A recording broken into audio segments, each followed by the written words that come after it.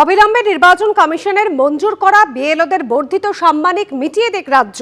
তৃণমূলের প্রতিনিধি দলের সঙ্গে সাক্ষাতের পর এমনই বিবৃতি নির্বাচন কমিশনের। তৃণমূল কংগ্রেসের সোশ্যাল মিডিয়া সেলের ইনচার্জ দেবাংশু ভট্টাচার্য কি বললেন দেখুন। এই যে অভিষেক বন্দ্যোপাধ্যায় বললেন, আঙুল উঁচিয়ে কথা বলেছেন জ্ঞানেশ কুমার। আমার একটা কথা বলুন, নির্বাচন কমিশনার একটা রাজনৈতিক দলের প্রতিনিধি তাদের কাছে কিছু প্রশ্ন করতে গেছে, আঙুল তুলে কথা বলছেন। এই ধৃষ্টতা তখনই হতে পারে যখন মাথার পেছনে কোনো বড় বাবার হাত থাকে। আর জ্ঞানেশ কুমারের সেই বড় বাবা আর কাকা জ্যাঠা যাই বলুন না কেন, ওই দুই গুজরাটি ভাই, একজন নরেন্দ্র মোদী, একজন অমিত শাহ। অভিষেক বন্দ্যোপাধ্যায় তো স্পষ্ট বলেছেন, গোটা যে মিটিং পর্বটা হয়েছে তার সিসিটিভি প্রকাশ করুন। বিজেপির সিসিটিভি শুনলে এত অবস্থা খারাপ হয়ে যায় কেন বলুন তো? কি অসুবিধা আছে সিসিটিভি প্রকাশ করলে?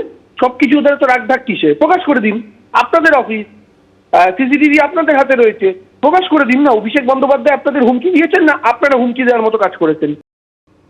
আঙুল উঁচিয়ে কথা বলেছেন মুখ্য নির্বাচন কমিশনার। জ্ঞানেশ কুমারের সঙ্গে বৈঠকের পর অভিযোগ অভিষেক বন্দ্যোপাধ্যায়, আমরা জনপ্রতিনিধি, আমরা মানুষের কাছে উত্তর দিতে দায়বদ্ধ, আপনারা আপনাদের প্রভুদের কাছে উত্তর দিতে বাধ্য। জ্ঞানেশ কুমারের সাহস থাকলে সংবাদ মাধ্যমের মুখোমুখি হন, বাইরে দাঁড়িয়ে রয়েছে আপনি বাইরে এসে সাংবাদিকদের মুখোমুখি হন। জ্ঞানেশ কুমারের সঙ্গে বৈঠকের পর অভিযোগ অভিষেক বন্দ্যোপাধ্যায়। उनको लगता है गला उठा के बात करेगा और थोड़ा बहुत जोर से बोलेगा तो सब दब जाएगा।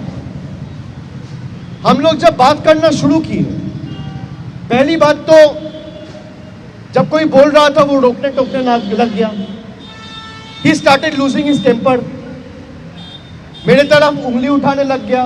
हम लोग जो यहाँ पे बैठा हुआ है जनता का वोट से चुना हुआ है। We are answerable to the people at large. You are answerable to your masters. I am answerable to the people of my state. आप उंगली नीचे करके बात करिए। उनको लगता है कि हम जो बोलेगा वो सुन लेगा। Apart from 2 or 3 basic questions, he has failed to answer any of the valid questions we have raised. He thinks the people of Bengal are his subservient. He thinks people of Bengal and we parliamentarians and the ministers, the MLAs or the MPs who have been elected by the people, standing in long queues by exercising their franchise, are they bonded laborers? People of Bengal are made with different, they're made different, they're built different. We are not built like that we will bow down before you. We will not sell our spine. Let BJP put their entire might and use all the agencies and whatever they have at their disposal. Still, people of Bengal will win the state lock, stock and barrel and defeat the BJP. We have come here to bid goodbye to your government, Mr. Kumar, Mr. Shah. If he has the guts and gall, let him release the footage. I'm standing outside the Election Commission's office. Gyanesh Kumar must be hearing what I'm saying before the media now. If he has the courage, he should come down and face the media. আঙুল উঁচিয়ে কথা বলেছেন মুখ্য নির্বাচন commissioner. অভিষেক বন্দ্যোপাধ্যায়ের এই মন্তব্যের পর বিজেপি নেতা রাহুল সিনহা তিনি কি বলছেন দেখুন। তৃণমূল কংগ্রেস চাইছে ইলেকশন কমিশনের সাথে একটা ঝগড়া লাগাতে, কারণ এমনি তো ইলেকশন কমিশনকে আটকাতে পারছে না। ইলেকশন কমিশনকে তো এটা বলতে পারছে না প্রকাশ্যে আপনারা চোর ধরা বন্ধ করুন, যে কারণে যাতে চোর ধরতে না পায় ইলেকশন কমিশন ভয় পেয়ে চুপচাপ হয়ে যায়, তার মানসিকতা নিয়ে তৃণমূল এটা করছে। কিন্তু বুঝতে পারছে না সারা দেশে তৃণমূল কংগ্রেস একটা বিন্দুর সম। স্টেট ইলেকশন কমিশন নয়, এটা জাতীয় নির্বাচন কমিশন। বেশি গুন্ডামি করলে ওখানেই হয়তো জেলে চলে যাবে। আর এই জাতীয় গুন্ডামি করে ওরা বোঝাতে চাইছে যে ইলেকশন কমিশন যাতে চুপ হয়ে যায়। একটা কথা পরিষ্কার বলে দিচ্ছি, যেটা ঘুরিয়ে ফিরিয়ে অভিষেক ব্যানার্জি ইলেকশন কমিশনকে হুমকি দিতে চাইছে, ওরা লড়লেও এই রাজ্যে ইলেকশন হবে, ওরা না লড়লেও এই রাজ্যে ইলেকশন হবে। হাইকোর্টের নির্দেশে বাতিল ওবিসি সার্টিফিকেট এসআইআর নথি হিসেবে গ্রাহ্য করবে না কমিশন। এসআইআর এর প্রামাণ্য নথি হিসেবে গ্রাহ্য নয় 2010-এর পর ইস্যু করা ওবিসি সার্টিফিকেট।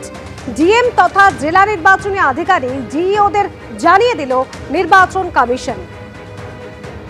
দুই পায়ে প্লাস্টার নিয়ে এসআইআর এর শুনানিতে হাজির বছর 50-এর মহিলা।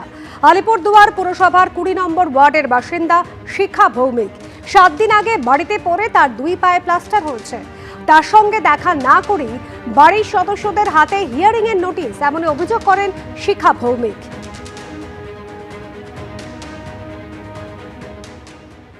মার কন্ডিশন তো খুবই খারাপ, দুটো পা ভেঙে গেছে। এই অবস্থায় হিয়ারিংয়ের জন্য আসতে হলো, আর আমাদেরকেও জানাও নি, বাড়ি থেকে করলে সুবিধা হতো, এটা বাধ্য হয়ে নিয়ে আসতে হলো। আমার সাথে সাথে মায়ের হেনস্থা হলো, মার তো পায়ে ব্যথা, ডাক্তার বলছে পুরো রেস্ট নিতে, বেড রেস্ট। এইভাবে গাড়ি ভাড়া করে পরে নিয়ে আসলাম। জানায়নি বলতে খবরও পাইনি, শুধু নোটিশ দিয়ে আসছে বাড়িতে হিয়ারিংয়ের জন্য আসতে হবে, ডেট দিয়েছে, টাইম দিয়েছে, কিন্তু জানায়নি যে এরকম কোনো সমস্যা থাকলে বাড়িতে হবে কিছু। বাড়িতে হলে সুবিধা হতো, এখন যাইনি, এখন আসতে হলো বাধ্য হয়ে, এগুলো করতেই হবে এগুলো। সকাল 1টা এসছি, এখন প্রায় 4টা বাজে আছি। পয়রা পা ভেঙে গেছে আমার, হিয়ারিং এ ডাকছে বলে আসছে, তো কষ্ট ধরে গাড়িতে উঠায় নিয়ে আসছে। এখন না আসলে যদি আবার নাম না থাকে, ওই জন্য আসা হচ্ছে। দুইটা পায়ে ভাঙা, কষ্ট করে, হ্যাঁ অনেক কষ্ট করে আসছে, হাঁটতে পারি না, দুইজন দুই দিকে ধরে উঠাইছে গাড়িতে। আর এর মধ্যে কাকদ্বীপে বাড়িতে বাড়িতে গিয়ে এসআইআর এর শুনানি চলছে। 85 বছরেরও বেশি বয়স্ক শয্যাশায়ী কাকদ্বীপে 3টি বাড়িতে পৌঁছলেন কমিশনের প্রতিনিধিরা। কাকদ্বীপের শ্রীনগর গ্রাম পঞ্চায়েতের 47 নম্বর বুথে হয় শুনানি। আর শুনানি প্রক্রিয়ায় উপস্থিত ছিলেন কাকদ্বীপের বিডিও। 85 বছর বয়সী আলমবাড়ি শেখের বাড়িতে গিয়ে শুনানি হয়েছে। 85 বছর বয়সী এবং বিশেষভাবে সক্ষম মন্দা ধারার বাড়িতেও শুনানি।